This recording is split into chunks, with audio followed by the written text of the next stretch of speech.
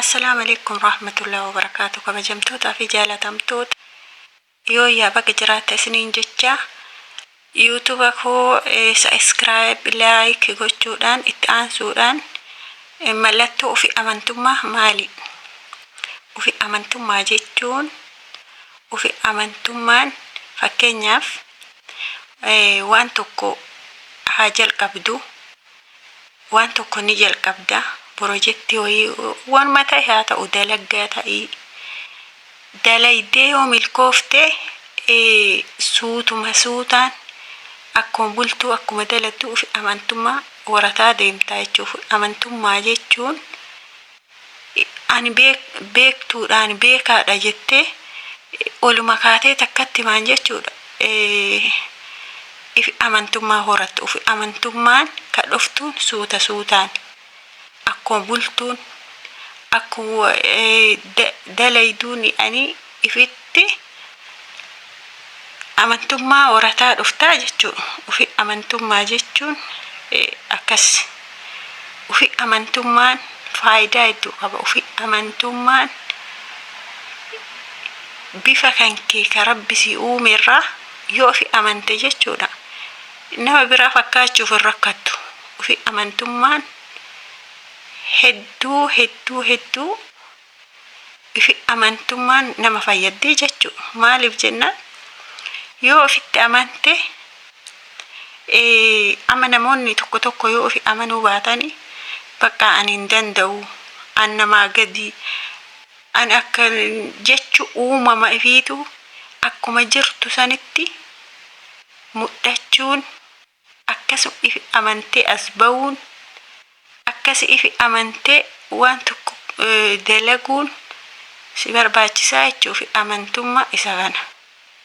Ifi amantummaan waan tokko kaayyoo kan kee galmaan ga'u yoo namarra hirkatte yoo ifi amanuu baatte namumarratti if gatte hin ta'uu jechuudha. Ifi amantummaan waa hedduuf nama gargaara. Maybe ifi amanuu baatte nama tokko ani hin danda'u ani waan tokko hin godhu yoo jettee nama tokkorra hirkatte jechuudha. Ifi amantummaan gatii hedduu si kafalchiifti. Ofi amantummaan kanaafuu ofitti amannu waan hojjenne bifa keenyarraa osoo hin ta'in ani wallaalummaa qaba osoo jennee ifi sodaatin ani beekumsan qabu jennee osoo ifi sodaatin ifi amantummaa horannee waan hojjennu irratti waan haasofnu irratti hundarrattuu jechuudha. Ofii keenya ifi amannee dalaguu qabna. Kanaaf ifi amantummaa waradhaa isiniin jedha. Ifi amantummaa jechuun akkasumas murteessuu keessatti nama eeyduu jechuudha. Ammoo akkuma isiniin jedhe ofi amantummaani oluma kaaneeti akka ifi amannu ol kaaneen jennu suutaan ifi amana akkuma dalaynu akkuma barannu if sodaachuu dhiisa akkasitti ifitti amanummaa fudhannaa jechuudha. Kanaafuu ifi amantummaan hedduu nu gargaara. Hedduu keessattuu warri shamarranii jechuudha. Namarra hirkatanii jiraatanii jechuudha. Ofi amantummaa hedduu hin qabne. Maaliif shamarran ta'een ofitti amantummaa horachuu qabdani.